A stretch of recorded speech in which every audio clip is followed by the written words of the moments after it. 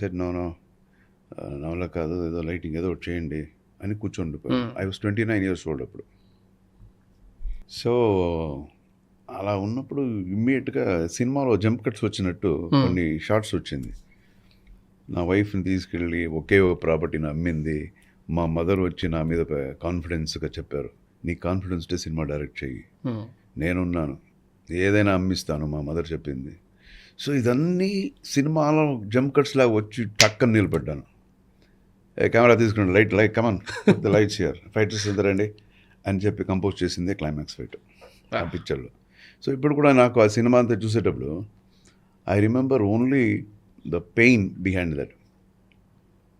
Cinema చూస్తుంటే ఈ shorts కనపడదు, దీనికి ముందు నేను ఏం చేశాను అని చాలా ఉంది ఆ సినిమాలో. It's like very big experience. Definitely every movie is an experience, every movie has its own story కాబట్టి. అండ్ మీరు ఇందాక చెప్పినట్టు బేస్ స్టేజ్కి వచ్చేసిన తర్వాత సింగిల్ ఉన్న ప్రాపర్టీని కూడా you had to sell it off and then produce your own movie. Because you have seen maybe peak in the money and అంటే ఎర్నింగ్లో కానీ వాటిలో అన్ని పీక్ చూస్తుంటారు, అట్ ద సేమ్ టైం ఈ స్టేజ్ కూడా చూసారు. If I ask you what is money according to you? Money according to మీ ఏమీ లేదు అని చెప్పలేము. ఎందుకంటే